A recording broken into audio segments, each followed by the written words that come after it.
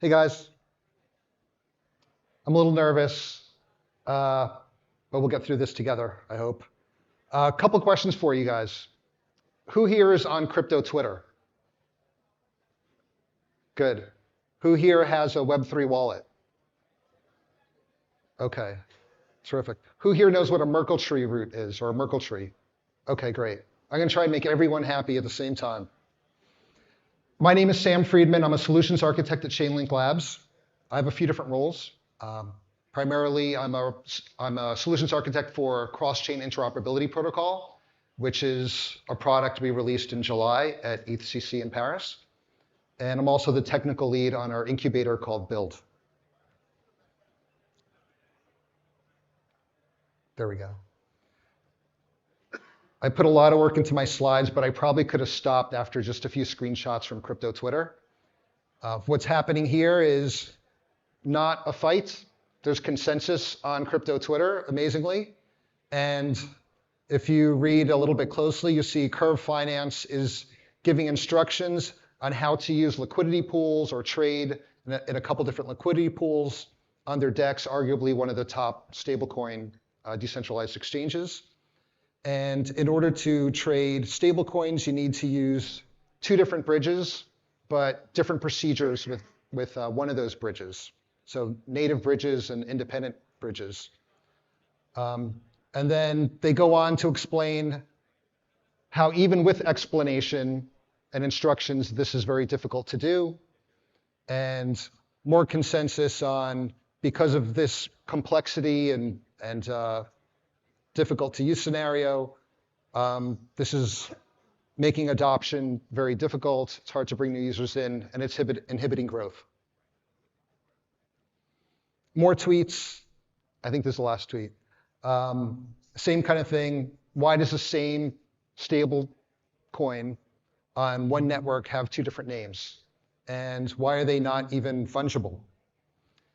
Here's a screenshot from a lending protocol on a public blockchain. These are 4 different markets for 2 different stablecoins. Each stablecoin has its own market because it's not fungible with its pair. So there's 2 versions of USDC, 2 different versions of USDT. Here's a screenshot from a DEX on a public blockchain with various coins, pegged coins and stable coins. There's USDC. There's also USDC.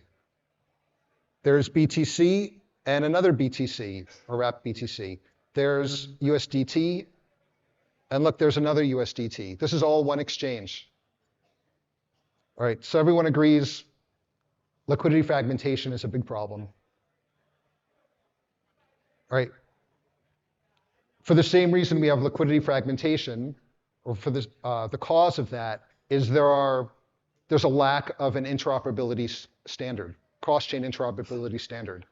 And we've seen before from the previous 2 slides that different tokens have different ways of getting onto different chains, different bridges with different interfaces requiring different custom code from each decentralized application developer.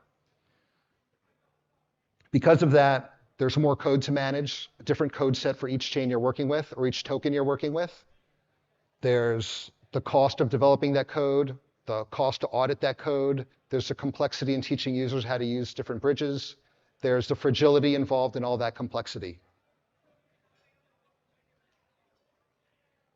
So this lack of an interoperability standard leads to complexity, fragmentation, which we've seen in the previous slides, reduced composability, requiring excessive trust assumptions from users. It impedes adoption and inhibits growth for the whole ecosystem. Now, it's not just enough to come up with a standard for cross-chain interoperability. That standard has to be safe and reliable. These are just a handful of the cross-chain or bridge hacks of the last couple of years. And this is not all. This is not sorted. This is just recent. Pretty big numbers. Maybe not globally, but for DeFi, this is very big. All right. And then with security, here's a very high-level architecture of a typical cross-chain interoperability protocol. There are interfaces like smart contracts. Who controls these things? When do they change? What happens if they change? There are other smart contracts that support the protocol.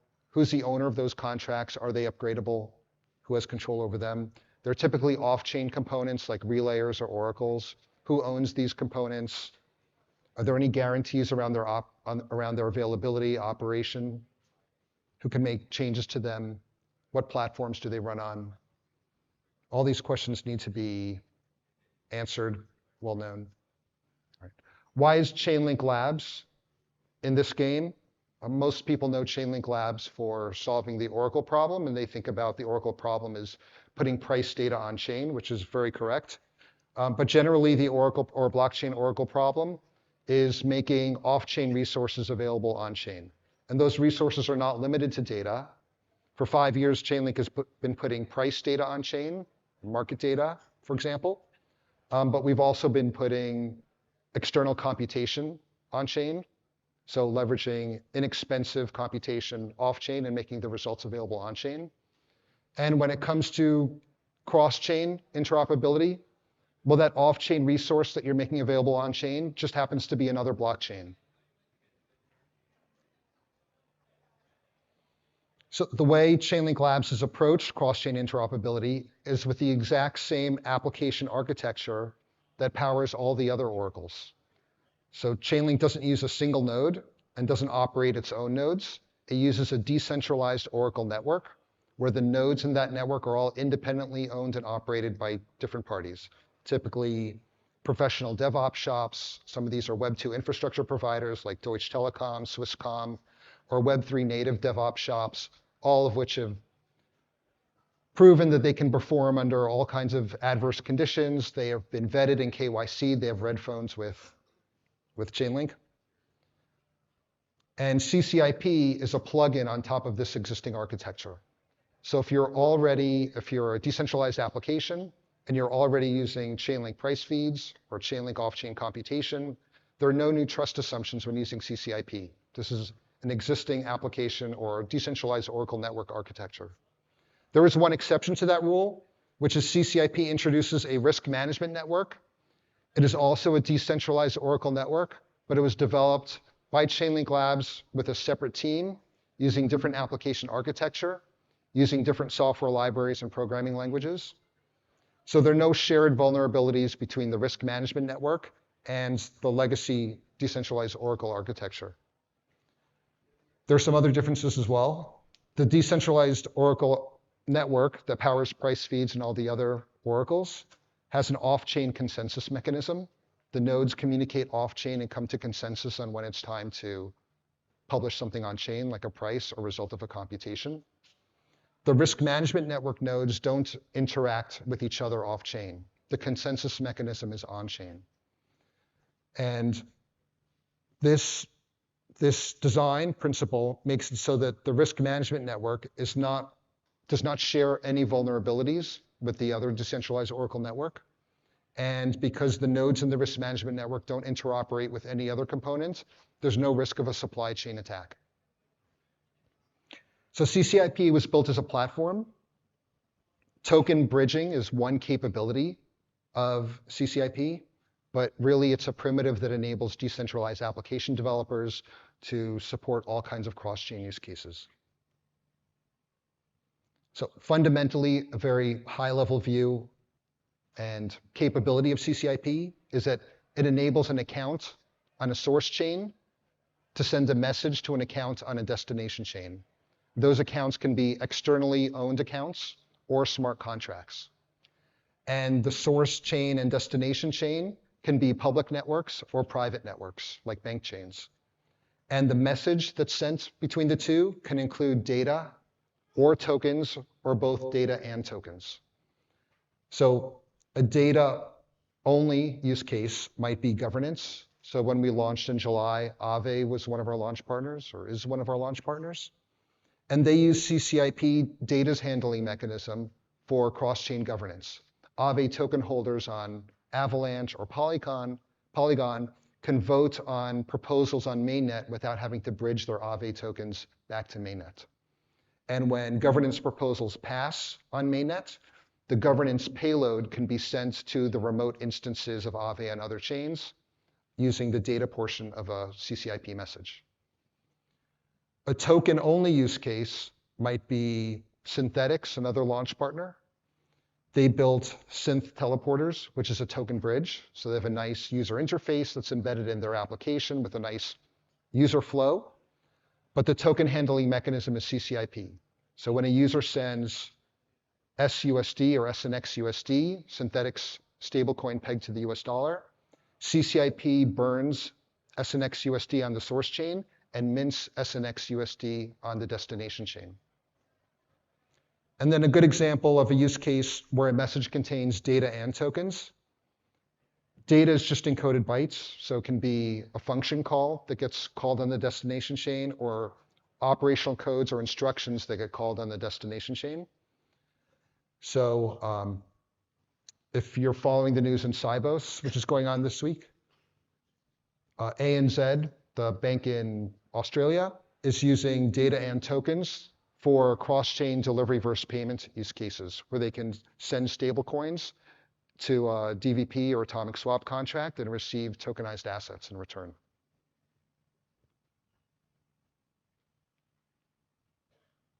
All right, a little deeper for those who are DeFi degens or developers.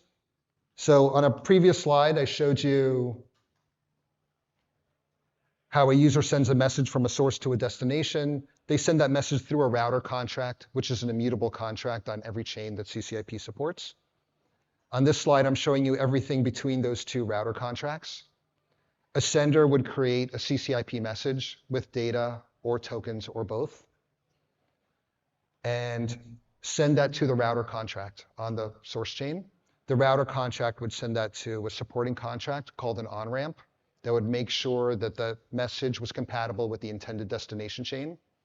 And then if that message had tokens, it would be checked against a token pool contract, which can do things like set rate limits. So a token issuer can decide what their maximum exposure for a particular token over a particular set of source and destination chains might be.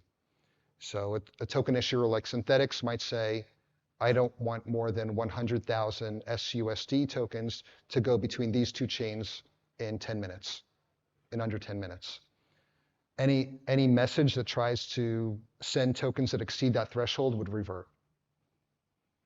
After that transaction is finalized on the source chain, then we have 3 different decentralized Oracle networks that come into play. The first is the committing decentralized Oracle network that creates a cryptographic data structure called a Merkle root and publishes a summary of that data structure called a Merkle, creates a Merkle tree and creates a summary called a Merkle root and publishes that cryptographic summary in a commit store contract on the destination chain. Again, this committing decentralized Oracle network is the same decentralized Oracle network architecture that supports price feeds and all our other oracles. So no new trust assumptions. After that happens, a second decentralized Oracle network called the risk management network, which again, separate team, separate application architecture, separate software libraries and programming languages, does the exact same thing. But all the nodes in that network do the work independently, and each one of those nodes compares their Merkle tree root, or their summary of the cryptographic function, with what was already submitted to the commit store contract by the committing decentralized Oracle network. And if the Merkle tree roots or cryptographic summaries match, then those nodes each cast blessings. And if they don't match, they cast curses. And when that commit store contract receives enough blessings, then the third decentralized Oracle network can start submitting the transactions from the source chain to the destination chain, along with a Merkle proof or a cryptographic proof that matches the summary on the commit store, which was created by the committing decentralized Oracle network and blessed by the risk management network. So we have 3 separate decentralized Oracle networks. Each node in those networks is operated and owned independently, not by Chainlink Labs. One of those networks has a completely different application architecture, software libraries, separate team, et cetera. So there are no shared vulnerabilities. And those nodes don't interact with any other component so there's no risk of a supply chain attack. The token pool contracts on each network, they handle the token handling mechanism or manage the token handling mechanism. Like, do we burn tokens on the source chain, or do we lock tokens on the source chain? And likewise on the destination chain, the token pool contract would either mint a native or synthetic version of the token or unlock tokens. And on both sides of the lane, on both networks, the rate limits are checked. In addition to passing messages, the risk management network constantly monitors the on-ramps and off-ramps on every network for anomalies. Like, is there a off-ramp transaction that does not have a corresponding on-ramp transaction? If something like that was detected, the risk management network would cast curses and pause all CCIP or Crosschain Interoperability Protocol activity on that chain. So that's a good summary of our defense in-depth approach, and with multiple nodes in each network, our reliability approach for cross-chain interoperability.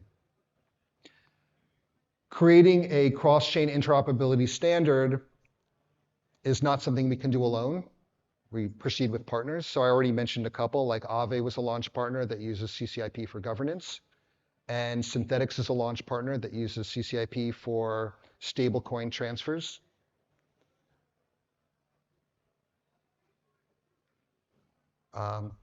So Synthetics is one, and you may have seen over the summer we completed our second proof of concept with Swift. Swift uses CCIP to send tokenized assets, like bonds, between public and private chains. Or I should say it enables banks who have accounts on public and private chains to send messages or tokens or tokenized assets between public and private chains without the banks needing to integrate directly with chains. They can use their existing Swift integration to do this.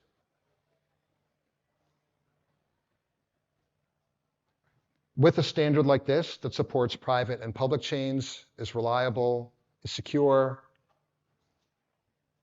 can be used by private chains, public chains, we hope to unlock all kinds of new use cases to do what we did for security with data and computation, to do that with composability so that bank chains or privately issued tokens can flow through different networks along with Web3 native issued tokens. And that's it. Thank you.